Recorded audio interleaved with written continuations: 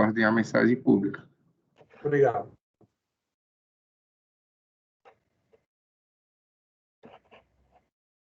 Bom, vamos retomar então os julgamentos dos processos. Agora são vários processos, do 172 até 187, da Insol Intertrading do Brasil Indústria e Comércio, todos de relatoria do conselheiro Arnaldo Dornelles. Com a palavra, Arnaldo, já anuncia qual é o processo que vamos começar. Vamos começar pelo processo de final 2012-30, número da pauta 186. Ok. Com a palavra, conselheiro. Trata-se de recurso voluntário interposto contra a decisão proferida no acórdão da DRJ Rio de Janeiro, que, por unanimidade de votos, julgou improcedente a manifestação de inconformidade. Os fatos iniciais constam do relatório do referido acórdão, que reproduzo a seguir. Trata o presente processo de apreciação de pedido de ressarcimento relacionado no PERDECOMP de final 6157, transmitido em abril de 2008, vinculado a crédito relativo a COFINS não cumulativo à exportação atinente ao segundo trimestre de 2007, no valor de R$ 562.300. Do procedimento fiscal, pedido de ressarcimento foi objeto de análise por meio de mandado de procedimento fiscal, com vistas à apuração dos créditos decorrentes da não cumulatividade do piso da COFINS relativo a todo o ano calendário de 2007 e primeiro, segundo, terceiro trimestres de 2008. Todos esses processos tratam dessa fiscalização, estão englobados nessa fiscalização. O resultado da ação fiscal encontra-se detalhado no termo de verificação fiscal, no qual o auditor fiscal, em síntese, explica que, através dos termos de intimação fiscal 2, 3, 4, 5, 6 e 7, solicitando esclarecimentos e informações adicionais relativos à apuração dos créditos da não cumulatividade do PIS/COFINS primeiro, segundo, terceiro, quarto TRI de 2007, primeiro, segundo, terceiro de 2008, com vista a confirmar se os valores pleiteados estavam corretos ou não. Cumpre-nos ressaltar que os resultados são demonstrados trimestralmente, haja vista a previsão legal de ser ressarcível apenas o saldo credor acumulado ao final de cada trimestre do ano civil. Desse modo, efetuada a análise e tratamento dos dados e das informações apresentados, os seguintes resultados relativos à base de cálculo dos créditos não cumulativos da PIS/COFINS foram obtidos. Aí transcrevo as tabelas que estão no relatório. Basicamente, as glosas que foram feitas pela fiscalização estão listadas agora na sequência. Os valores glosados, reclassificados ou recalculados referem-se a 1. Esse 1, se vocês procurarem nas tabelas, vai ter referência ali, entre parênteses, do item glosado. Insumos glosados 1, depreciação de bens, que na verdade não... Esse não...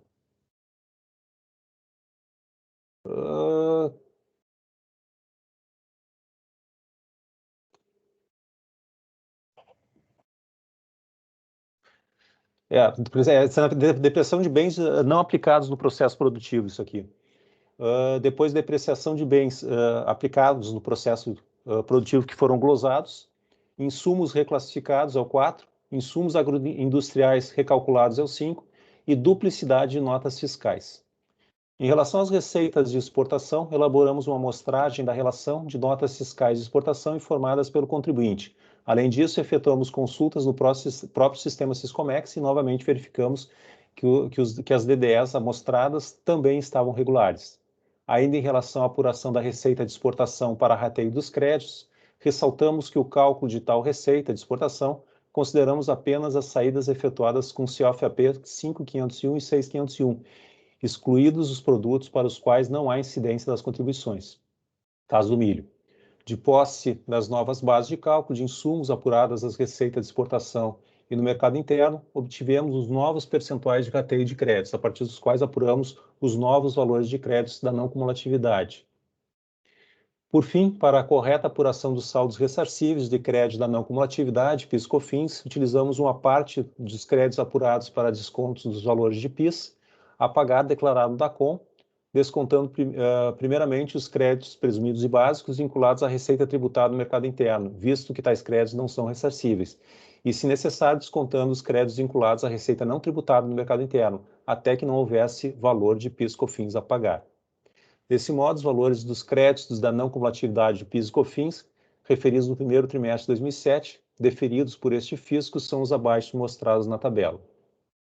O despacho decisório. O termo de verificação fiscal serviu de fundamentação para o despacho decisório, emitido eletronicamente, e neste a autoridade tributária reconhece parcialmente, no valor de R$ 213.666, o direito creditório pretendido e informa o seguinte. Aí ele mostra a tela do despacho decisório do reconhecimento do crédito parcial. Da manifestação de inconformidade, cientificada pessoalmente do despacho decisório, a contribuinte ingressou em 17 de março de 2016 com manifestação de inconformidade, no qual alega em síntese que... Eu vou pular essa parte, porque eu acho que não é tão importante a gente ver a manifestação de inconformidade, já que depois ele repete no recurso. Julgamento em primeira instância, formalizado no acórdão da 17ª turma da RJ Rio de Janeiro, resultou uma decisão de improcedência de manifestação de inconformidade, ancorando-se nos seguintes fundamentos: que o que se verifica na legislação que rege a restituição, ressarcimento e a compensação é tão somente a existência de prazo legal para a homologação da compensação declarada, conforme dispõe o parágrafo 5º do artigo 74 da Lei 9.430, que o exame da legitimidade de créditos não tem prazo legalmente definido, de tal forma que não decai o direito fiscal a examinar toda a documentação afeta ao crédito pretendido, que não cabe aplicar ao pedido de restituição, ressarcimento, por analogia, a homologação tácita prevista para a declaração de compensação, uma vez que a compensação se viabiliza por meio de regime declaratório, enquanto a restituição se viabiliza por meio de um regime de requerimento, que os créditos presumidos apurados pela autoridade administrativa em substituição aos créditos integrais das aquisições de cooperativas de produção foram utilizados no cálculo fiscal apenas na forma de dedução dos valores devidos de PIS e de COFINS em cada período de apuração analisado, que a Lei 10.925 de 2004 limitou a possibilidade de utilização de crédito presumido ou dispor no caput do artigo 8º apenas sobre a possibilidade da pessoa jurídica deduzir esse crédito da COFINS devida em cada período de apuração, que a EN 660 expressamente veda a utilização do crédito presumido para fim de compensação e ressarcimento, que a vedação do uso do crédito presumido foi corroborada pela ADI SRF 15 de 2005, que a limitação à utilização do crédito presumido, conforme explicitado no termo de verificação fiscal, deve ser mantida também em razão da interpretação literal determinada pelo artigo 111 do CTN, que a defesa apresentada pela hora recorrente é genérica acerca da errônea reclassificação de certos insumos sem demonstrar a incorreção alegada, que o próprio contribuinte reconheceu que determinados bens e benfeitorias não estavam vinculados ao processo produtivo, de tal forma que não há reparo a ser feito nas glosas relativas aos encargos de depreciação a ele relacionados, que a defesa trata o assunto de forma genérica e não traz qualquer documento ou fato que demonstre como que determinados bens informados como vinculados ao processo produtivo de fato a ele se relacionam, devendo por isso ser mantida a glosa promovida em relação aos encargos de depreciação a ele relacionadas, que a peça de defesa não questiona o recálculo do crédito presumido feito pela fiscalização com a aplicação da alíquota de 35% no lugar da alíquota de 50%, o que consolida o crédito decorrente da glosa promovida, que na peça de defesa não há qualquer controvérsia sobre a glosa pelo uso das notas fiscais de duplicidade, que a responsabilidade para cadastrar e conhecer os fornecedores é da hora recorrente, e que a fiscalização já promoveu o rateio dos créditos de forma proporcional entre as receitas tributadas no mercado interno, as receitas não tributadas no mercado interno e as receitas de exportação. Cientificada a decisão da DRJ, apresenta recurso voluntário, onde argumenta que estava decaído o direito fisco de efetuar as glosas relativas ao crédito tomado pela recorrente, que o crédito presumido não é incentivo fiscal, não se tratando, portanto, de posse de aplicação do 111 CTN, que o crédito presumido visa tão somente dar cumprimento à não cumulatividade do parágrafo 12 do artigo 195 da Constituição Federal, que somente com a informação acerca da incidência ou não do tributo na nota fiscal é possível que o adquirente do insumo tenha ciência da forma de tributação e determine qual crédito fará jus, presumido ou normal, que a legislação não a obriga a ter conhecimento da situação fiscal e das informações para enquadramento de seus fornecedores na IN 680, o que seria impossível, que havia refutado todos os fatos equivocados narrados no termo de verificação fiscal e que são objetos da insurgência em sua defesa, ao contrário do alegado pela DJ, que infere-se do DACOM que já havia sido calculado o crédito presumido relativo à aquisição de soja alíquota de 35%, não correspondendo à verdade o recálculo do crédito presumido feito durante a fiscalização, que faz jus ao ressarcimento de crédito presumido nos termos do artigo 56b da Lei 12.350 de 2010, que está equivocado no entendimento da autoridade fiscalizadora na medida em que reclassifica créditos passíveis de ressarcimento, mas não os utiliza para quitar por meio de compensação os débitos declarados nas DECOMP. Que inexistindo nas notas fiscais o elemento diferenciador entre cerealistas e comerciantes, devem ser mantidos rígidos os créditos apurados nos moldes do artigo 3º da Lei 10.637 e 10.833, que na época dos fatos não era obrigatória a suspensão das contribuições na venda de insumos para a recorrente, não podendo ser aplicado retroativamente o disposto no artigo 4º da IN 660, com a redação dada pela IN 977 de 2009, que deve ao menos ser efetuado o rateio dos créditos presumidos apurados pela fiscalização de forma proporcional às receitas auferidas, caso seja mantido o acórdão recorrido. É o relatório. Eu voto. Passando ao voto, o recurso é tempestivo, se toma conhecimento. Dos limites da lide. Antes de adentrarmos na análise das razões recursais trazidas pela recorrente, é importante que examinemos os procedimentos adotados pela fiscalização, descritos nos termos de verificação fiscal do segundo trimestre de 2007, folhas 106 a 110, bem como identifiquemos as conclusões que daí advieram, que foram objeto de manifestações contrárias promovidas pela recorrente, especialmente em sede de recurso voluntário. Feito isso, teremos delimitado o escopo da lide. Conforme se depreende da leitura do relatório fiscal, a hora recorrente foi intimada a apresentar relativamente ao período fiscalizado, primeiro trimestre de 2007 até o terceiro trimestre de 2008, todas as notas fiscais de entradas que geraram crédito da contribuição para o PIS e da COFINS, todas as notas fiscais de saída dos produtos vendidos e a relação de todos os DDR referentes às exportações diretas e indiretas realizadas no período, além de alguns esclarecimentos e informações adicionais. Com base nas notas fiscais de entradas apresentadas, a fiscalização elaborou a planilha de folhas 111 a 113, que mostra de forma detalhada os valores da base de cálculo dos créditos pleiteados pela hora recorrente no ano de 2007, que, para o segundo trimestre de 2007, foram assim resumidos na planilha apresentada na folha 107. Eu reproduzo a planilha elaborada pela fiscalização. Destaca-se que não há qualquer manifestação contrária da recorrente quanto aos dados apresentados nessa planilha, de tal forma que sobre eles não se instaurou qualquer lide. Por essa razão, os tomaremos como verdadeiros para fim de análise do crédito em discussão. Após a realização de auditoria sobre esses dados, a fiscalização decidiu excluir dessa base de cálculo, aí eu elenco o que foi excluído. A. Os valores das aquisições de insumos não sujeitos ao pagamento das contribuições. Está na planilha na folha 114. B. Os valores relativos aos encargos de depreciação de bens de benfeitorias para os quais o próprio contribuinte informou não se relacionarem com o respectivo processo produtivo. A gente vai encontrar isso na planilha das folhas 121 a 124. E C. Os valores relativos aos encargos de depreciação de bens de benfeitorias que, apesar de o contribuinte ter informado o contrário, entendeu a fiscalização, não se relacionarem com o processo produtivo, planilha na folha 120. E, por fim, os valores relativos às notas fiscais contabilizadas em duplicidade, está na planilha da folha E125. O resumo dessas glosas foi apresentado na folha 107 e eu reproduzo na sequência. Aqui também cabe destacar que a recorrente não questionou, nem na manifestação de inconformidade e nem no recurso voluntário, as razões que levaram a fiscalização a promover essas glosas, cuja discussão está inserida apenas na questão preliminar da decadência suscitada.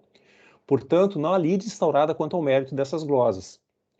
A fiscalização entendeu ainda que alguns insumos utilizados pela recorrente não permitiriam o aproveitamento integral do crédito, nos termos do artigo 3º da Lei 10.833 de 2003, mas tão somente o aproveitamento do crédito presumido no percentual de 35%, nos termos do artigo 8º da Lei 10.925 de 2004, tendo em vista que as aquisições deveriam ter ocorrido obrigatoriamente com a suspensão da incidência das contribuições.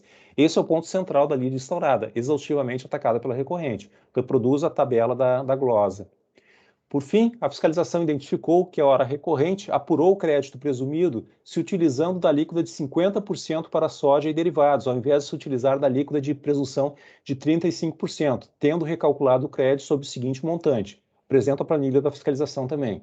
Quanto a esse ponto, a recorrente tem afirmado desde uma manifestação de inconformidade que não procede o recálculo feito pela fiscalização, uma vez que já tinha sim utilizado a alíquota de 35%. Como se percebe, não há divergência no que diz respeito à alíquota aplicável, mas sim no que diz respeito ao resultado do cálculo do crédito presumido.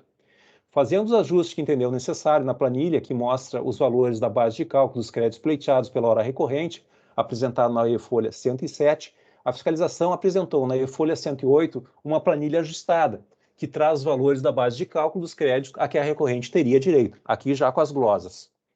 Apresento a planilha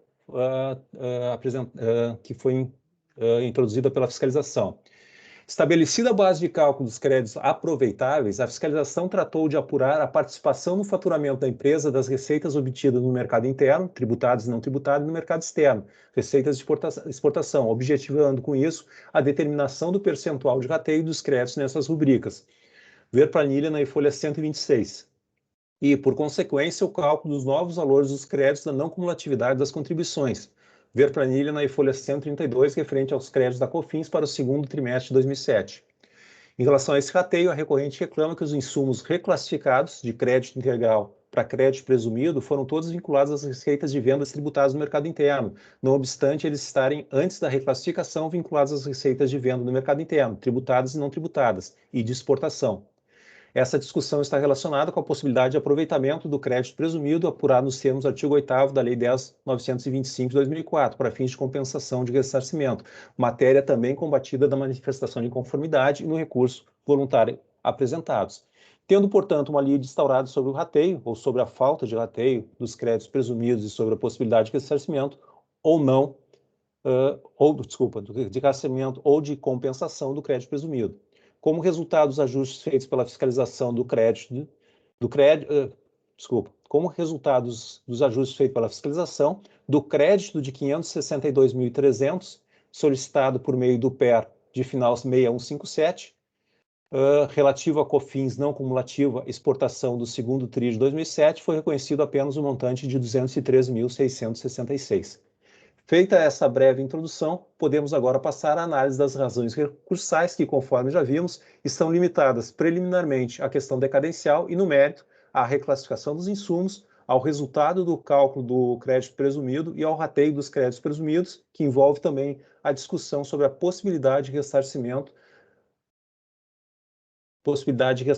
ou de compensação do crédito presumido. Da preliminar de decadência, a recorrente alega preliminarmente que teria decaído o direito do fisco de efetuar glosas no crédito pleiteado, tendo em vista terem se passado mais de 5 anos da data de solicitação. Invoca em sua defesa o parágrafo 4º do artigo 150 do CTN, dizendo ser plenamente aplicável ao caso. Apregoa que tanto os débitos quanto os créditos das contribuições estão sujeitos ao mesmo regramento. Cita o princípio da simetria, entendendo que o que é aplicado pela Fazenda Pública, se inexistir lei dispondo em sentido contrário, deve ser aplicado ao contribuinte. Concluiu dizendo que, ultrapassado o prazo de 5 anos, o fisco não pode questionar mais a legalidade do crédito pleiteado pela contribuinte, sob pena de violação ao direito adquirido, segurança jurídica e isonomia. Sem razão a recorrente, o artigo 150 do CTN, trazido à baila pela recorrente, trata de lançamento por homologação, que em nada se assemelha a um pedido de ressarcimento, cujo disciplinamento pode ser encontrado nos artigos 73 e 74 da Lei 9.430 de 96. E ali, ou em qualquer outro lugar, não encontraremos previsão que leve ao entendimento de que o pedido de ressarcimento, que lançamento não é, será tacitamente homologado em face de eventual demora em sua análise, diferentemente do que ocorre em relação à declaração de compensação, instituto diverso que possui previsão expressa no parágrafo 5º do artigo 74 da Lei 9.430. Aliás, a homologação da compensação no prazo de 5 anos, previsto no parágrafo 5º do artigo 74 da 9.430, encontra sintonia com o disposto no parágrafo 4º do artigo 150 do CTN, uma vez que a declaração de compensação nada mais é do que um lançamento por homologação, onde o sujeito passivo apura o tributo devido, apresenta a declaração e realiza o pagamento por meio de um crédito que possui junto ao ente tributante. Dessa forma, na falta de previsão legal, inaplicável qualquer analogia que pretenda limitar a apreciação de um pedido de ressarcimento a um prazo de 5 anos. É nesse sentido que tem decidido este Conselho. Aí eu trago algumas decisões, inclusive da turma. A primeira é do Leonardo, depois tem uma da Mara, e tem mais algumas decisões que eu trago e colo no voto. Diante do exposto, rejeito a preliminar de decadência trazida pela recorrente. Da reclassificação dos insumos. A recorrente contesta de forma veemente a reclassificação de parte dos créditos relativos a insumos promovida pela fiscalização, de créditos básicos para créditos presumidos, argumentando que, ao contrário do que sustenta a autoridade fiscal, as aquisições se deram com a incidência das contribuições. Defende que o crédito presumido não é um incentivo fiscal, mas uma maneira encontrada pelo legislador ordinário para cumprir a determinação constitucional da não cumulatividade do artigo 195, parágrafo 12 da Constituição, não se tratando, portanto, de hipótese de aplicação do artigo 111 CTN. Eu coloco entre parênteses interpretação literal.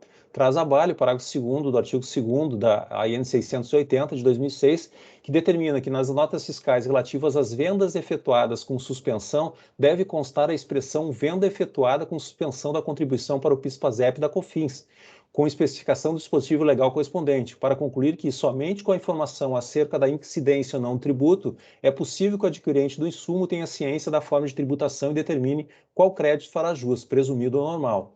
Afirma que se apropria de crédito presumido quando há informação na nota fiscal de que a venda foi feita com a suspensão das contribuições e se apropria de crédito básico previsto no artigo 3º da Lei 10.833 de 2003, quando inexiste tal informação. Questiona qual seria o motivo para a edição em 2013 da Lei 12.865, que justamente determina que toda a receita de venda de soja tenha incidência de PIS e COFINS suspensa, se em 2007 a todas as vendas de insumos se aplicava a suspensão. Traz acórdão deste Conselho, 3302.005.097, onde se entendeu que a suspensão das contribuições dependeria do requisito previsto no parágrafo 2º do artigo 2º da IN 660 de 2006. Argumenta que no período em questão, 2007, ainda não era vigente o disposto na INRFB 977 de 2009, que alterou a previsão do artigo 4º da IN 660 e passou a obrigar a aplicação da suspensão da exigibilidade da contribuição para o PIS/PASEP e da contribuição para a COFINS para empresas que apuram o RPJ no lucro real e ou exerçam atividades agroindustriais. Diz que essa alteração não trata de matéria interpretativa e que, por isso, não poderia ter sido aplicada de forma retroativa. Não obstante os argumentos trazidos pela recorrente, é preciso destacar que eles se limitam a atacar apenas uma das motivações da fiscalização para a reclassificação dos créditos, qual seja, de que nas vendas de milho, trigo e soja, a pessoa jurídica que cumulativamente apure o imposto de renda com base no lucro real, exerça atividade agroindustrial e utilize tais produtos como insumo na fabricação de produtos do capítulo 08, 12, 15 e 23 da NCM, a suspensão da incidência das contribuições é obrigatória, nos termos do artigo 4º da EN 660. Não havendo qualquer manifestação contrária, a conclusão a que chegou a fiscalização de que tanto o trigo como o milho e seus derivados são tributados a alíquota zero desde 26 de setembro de 2004, por força do artigo 1º da Lei 10.925 de 04, de modo que sua aquisição nunca poderia compor a base de cálculo do crédito integral, vez que produtos não sujeitos ao pagamento da contribuição não dão direito ao crédito. Então, na verdade, o argumento dela é só, ela recorre só em relação a um dos argumentos da fiscalização para fazer essa glosa. E na parte atacada, a razão não assiste à recorrente. Em primeiro lugar, ao contrário do que sustenta a recorrente, o crédito presumido da COFINS, segundo o RESP 1437, é sim um benefício fiscal, o que exige uma interpretação restritiva ou literal do dispositivo que regula a matéria. Eu trago a parte da ementa desse RESP. Em segundo lugar, a fiscalização tem razão ao afirmar que uma vez preenchidos os requisitos, observe-se que a recorrente em nenhum momento contestou a afirmação feita pela fiscalização de que ela preencheu totalmente tais requisitos nos anos calendários de 2007 a 2008. As vendas de produtos agropecuários para as agroindústrias devem, obrigatoriamente, ser realizadas com a suspensão das contribuições, o que veda o aproveitamento do crédito nos termos do artigo 3º da Lei 10.833. Essa interpretação literal que se tira do caput do artigo 9º da Lei 10.925 de 2004, que dispõe de forma taxativa que a incidência da contribuição para o PIS/PASEP da COFINS fica suspensa nos casos de venda listadas em seus incisos. Além disso, a Instrução Normativa 660 de 2006, cumprindo cumprindo o disposto no parágrafo 2º do artigo 9º da Lei 10.925, estabeleceu os termos e condições a serem observados para a suspensão da incidência das contribuições, exigindo, entre outros, a adoção de alguns procedimentos pelas partes contratantes. Reproduzo o artigo 4º.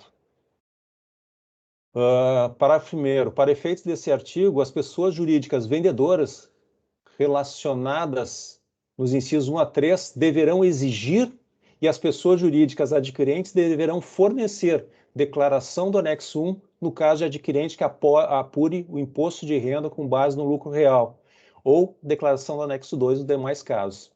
Tivessem sido observadas essas obrigações nas operações discutidas no presente processo, teria constado nas notas fiscais a observação relativa à suspensão da incidência das contribuições. Dessa forma, não é aceitável que a recorrente tenha se omitido em relação a essas obrigações e queira afastar sob o argumento de que não consta nas notas fiscais a indicação de que a venda foi efetuada com a suspensão das contribuições, o que expressamente está disposto em lei. Quanto ao questionamento feito pela recorrente de qual seria o motivo para a edição em 9 de outubro de 2003, da Lei 12.865, que justamente determina que toda a receita de venda de soja tem incidência de PIS/COFINS suspensa, se em 2007 a todas as vendas de insumos se aplicava a suspensão, parece ter havido uma incompreensão do que foi dito pela fiscalização. Em nenhum momento a fiscalização afirmou que a suspensão da incidência das contribuições alcançava todas as vendas de insumos. O que foi dito é que, preenchidos os requisitos, a suspensão da incidência das contribuições é obrigatória. Eu reproduzo excerto da informação fiscal, onde tem essa observação. Em relação à nova redação dada ao caput do artigo 4º da IN 660, pelo artigo 19 da IN 977, entendo que ela não trouxe qualquer inovação, mas apenas deixou mais claro o que já estava expresso na norma. Então, eu reproduzo o caput, o revogado e a nova redação do artigo 4º. Por isso, o artigo 22 da IN 977 expressamente determinou, em relação a esse dispositivo normativo, que fosse observado o disposto no inciso 1 do artigo 106 do CTN, aplicação da norma interpretativa a ato ou fato pretérito. Por fim, é de destacar a jurisprudência deste Conselho no sentido de reconhecer como obrigatória a suspensão da incidência das contribuições, mesmo para fatos ocorridos anteriormente à alteração promovida pela IN RFB 977 de 2009, no caput do artigo 4º da IN 660. Eu reproduzo algumas emendas aqui, de alguns acórdãos, e eu só trouxe emendas de acórdãos relativos a períodos de apuração anteriores à publicação da IN 977, para demonstrar. Inclusive, tem um deles que ele fala expressamente, acho que é do Paulo até. Deixa eu ver aqui.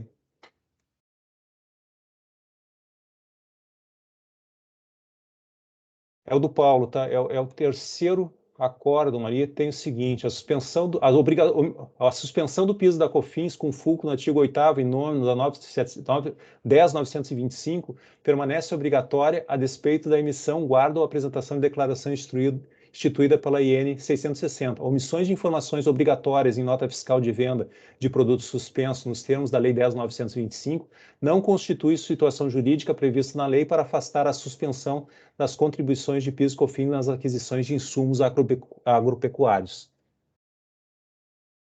Do cálculo do crédito presumido. A fiscalização afirma ter identificado que a recorrente teria apurado o crédito presumido se utilizando da alíquota de 50% para a soja e derivados, ao invés de se utilizar da alíquota de presunção de 35%, e por isso teria feito o recálculo do crédito a que a hora a recorrente teria direito. A recorrente, por sua vez, sustenta que já teria calculado o crédito presumido relativo à aquisição de soja, a alíquota de 35%, e por isso deveria ser mantido o cálculo elaborado pela recorrente. A seu favor, aponta que os DACOM anexados ao processo mostram que os créditos presumidos já foram tomados a percentagem de 35% da alíquota cheia da COFINS, isso é, perfaz um crédito correspondente a 2,66%, o que pode ser realmente confirmado, digo eu, né? Isso pode ser realmente confirmado nas e-folhas 34, 63 e 92, para cada um dos meses do trimestre. Não obstante, conforme já tivemos a oportunidade de observar quando delimitamos o objeto da lide, não há exatamente uma divergência quanto à alíquota aplicável, já que tanto a fiscalização quanto a recorrente concordam que ela seria de 35%. A controvérsia se instaurou em razão de que, no entendimento da recorrente, o recálculo feito pela fiscalização teria reduzido o valor do crédito que ela teria direito. Mas isso não está de acordo com o que consta nos autos. A fiscalização não utilizou as informações do DACOM, apresentado pela recorrente, para, em cima delas, recalcular o valor do crédito presumido, mas sim refez a base de cálculo desses créditos a partir das notas fiscais apresentadas pela própria recorrente, e a partir dos valores apurados como sendo de insumos da agroindústria, aplicou a alíquota de 35% para o cálculo do crédito presumido a que a recorrente teria direito. É fundamental destacar, mais uma vez, que sobre essa apuração da base de cálculo dos créditos, feita pela fiscalização a partir das notas fiscais apresentadas, a recorrente não fez qualquer objeção. Correto, portanto, o cálculo feito pela fiscalização, e sem razão a recorrente quando afirma que, em razão desse recálculo, houve uma redução indevida dos créditos a que tem direito. Do rateio dos créditos presumidos e da possibilidade de ressarcimento ou de compensação do crédito presumido.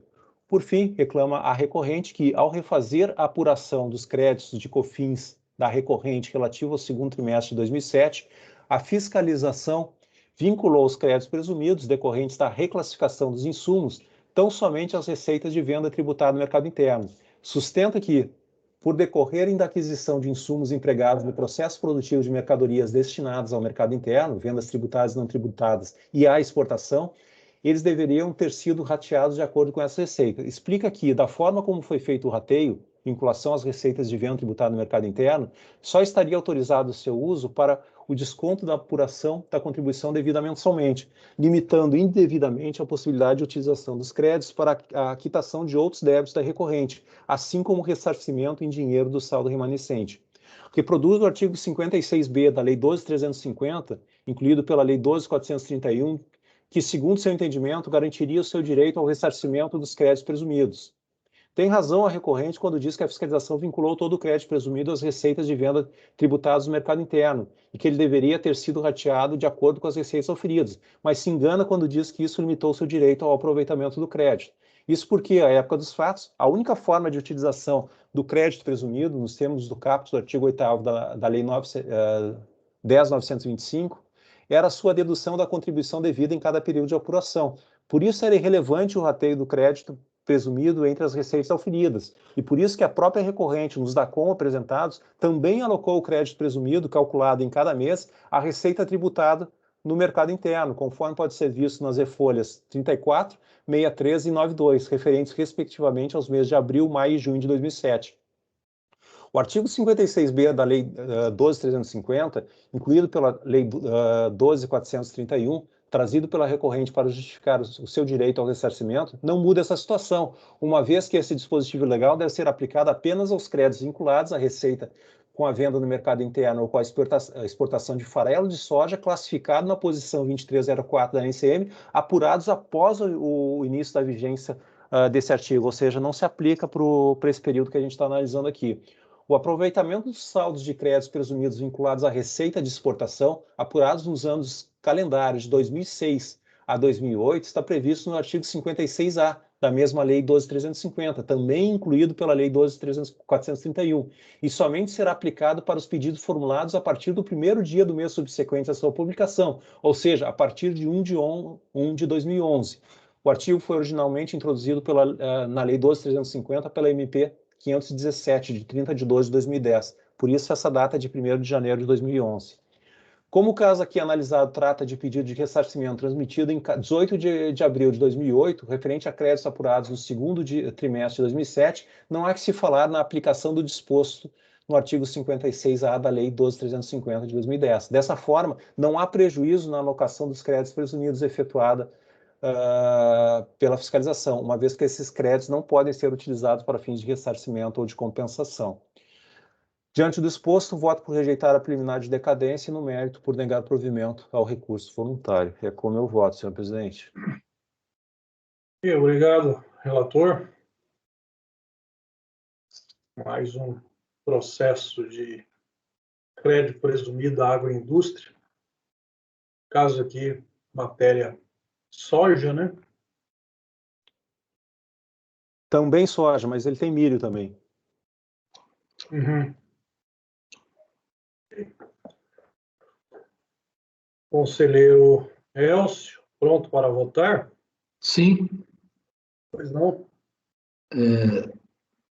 O que poderia dar provimento para o contribuinte aqui, ele não contestou, né? Porque pelo relatório lá, a fiscalização glosou também os créditos de depreciação com edificações e benfeitorias, alegando que só poderia ser edificação e benfeitoria aplicada na produção. E Perfeito. nenhuma das duas leis faz essa vinculação. Ela fala que tem direito a bens e edificações com base nos encargos de depreciação nas atividades da empresa, não restringe a produção. Mas o contribuinte não contestou essa matéria. E essa aí é uma matéria aí que envolve a questão da preclusão ou não, como é questão de direito, um assunto que me interessa, eu estou estudando ele aos poucos, eu ainda não formei definitivamente o meu entendimento, então eu vou acompanhar o relator. Ok. Só esclarecendo, Elcio, foi justamente por a complexidade, pelo fato do contribuinte não ter atacado todos os pontos de glosa, que eu fiz aquela delimitação da lide lá no início. Porque eu achei que ia ficar muito confuso se eu passasse direto para a análise das glosas.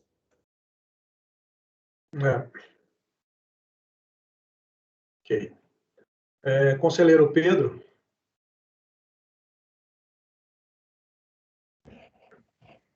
Presidente, eu peço vista. Eu gostaria de analisar algumas nuances legislativas aqui, propostas no voto. E eu vi aqui que é complexo, então preciso de vista, porque eu preciso fazer isso com um certo tempo. Ok, Pedro. Por gentileza. Tá certo. Obrigado. Bom, esse é o processo, o item 186 da pauta, final 2012-30, ele está saindo em vista, então, para o conselheiro Pedro. O voto do relator foi no sentido de rejeitar a preliminar de decadência e, no mérito, negar provimento ao recurso voluntário. Foi acompanhado pelo conselheiro Elcio. Foi em algum momento, acho que antes de iniciar a votação, o relator mencionou que esse processo, não sei se ao menos seria o mesmo resultado, mas ele, em fatos e fundamentos, parece que 187 e 172 se assemelham, né? Pode estar confirmando isso? 187 e 172 se assemelham muito. O que a gente vai ter de diferença? Em alguns desses processos, não vai ter, por exemplo, aquela duplicidade de nota fiscal, um ou outro item não foi glosado, porque essa fiscalização abrange 7 trimestres, o ano de 2007 inteiro e 2008, os 3 primeiros trimestres. Só que eles acabam indo para a discussão as mesmas matérias, então o resultado é idêntico, é exatamente o mesmo. E as matérias são as mesmas. E as matérias e fundamentos de direito deste voto é naquele lá. Então, isso. Então, seria por decorrência também, aí seria vista, né, Pedro? Esses outros dois, 172 e 187. Presidente, caso isso vá impactar muito na nossa pauta, no cumprimento da nossa meta, eu posso dar uma olhada aqui agora, se me dá uns 2 minutos, a não ser que não vá atrapalhar tanto. Tem a questão da hora do apoio. São 6 horas, de qualquer forma, iria... Então sai em vista, acho que não vai atrapalhar muito. Só complementando, 183 e 184 sairiam também, tá? Sim. Porque apesar de... é a mesma matéria. A diferença é que aqui não é examinada a questão do cálculo do crédito presumido, porque isso não é objeto de glosa. Aqueles 35% para 50%. Aqui não vai ter... Porque o que está me fazendo ver esse voto aqui é que você está usando lá o artigo 56B da 12.350. É isso que eu quero ver. Isso, e até essa matéria tá no 183 e no 184 também, tá? Tá em todos, então, né? Não, todos, não sei, o 182 não. Está no 172, no 183, no 184, 172, 183, 184, 186 e 187. 182 não, nem 185. E nem 85. Ô, Arnaldo, só tira uma dúvida para mim, então. Por favor. De repente a gente julga agora. Desculpa, deixa eu te dizer assim, ó, eu vou ter que reformar, tá? O 185 tem também essa matéria do 56B, mas ele é um pouco diferente porque ele é um período bem posterior, é uma outra fiscalização. E o 182 é a multa isolada de 50%, então ela está relacionada com o 185. Mas diga, Pedro. Não é só para saber, eu quero saber o seguinte. Você está falando aqui, o artigo 56B não muda essa situação. É que o 56B, Pedro, ele é um artigo que ele vem para dar o crédito presumido a partir da publicação da lei. Então, só a partir de 2011 é que eu posso apurar crédito com base no 56B e naquelas limitações que o artigo permite. O que permite o aproveitamento de crédito passado é o 56A. E aí é em relação ao saldo que está disponível em 1º de janeiro de 2011. Inclusive, assim, tem várias decisões aqui no Conselho que diz o seguinte: eu não posso pegar e aplicar o 56A para ver o crédito lá naquele trimestre. Eu tenho que trazer aquilo que ficou escriturado em 1º de janeiro de 2011 para apurar pelo 56A. Minha dúvida é, então, que você entende que o 56A se aplica no artigo 8º da Lei 10.925, igual você entendeu no caso do Márcio. Isso, aplica o 56A, mas para o saldo credor que eu tenho em 1º de janeiro, e não aplicar no trimestre. Mas é isso que eu vou querer ver, então. Eu vou precisar ver, presidente. Só uma observação, se puder, até para ajudar. Nós já votamos, Pedro, de acordo com o que o Arnaldo está julgando, em processo da mesma empresa de minha relatoria. E negamos provimento. Você tem aí a corna? Deixa eu ver se eu acho aqui.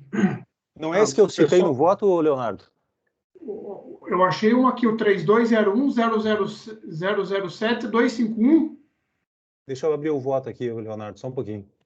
Pessoal, eu vou interromper a gravação, dispensar o apoio, retomamos a gravação para definir, então não será, eu não vou proclamar ainda nenhum resultado que seja vista ou não, a gente ainda pode levar algum tempo para até estar definindo isso. Então, por favor, apoio, interrompa a gravação e logo em seguida a gente retoma e fará por aqui. A única coisa é que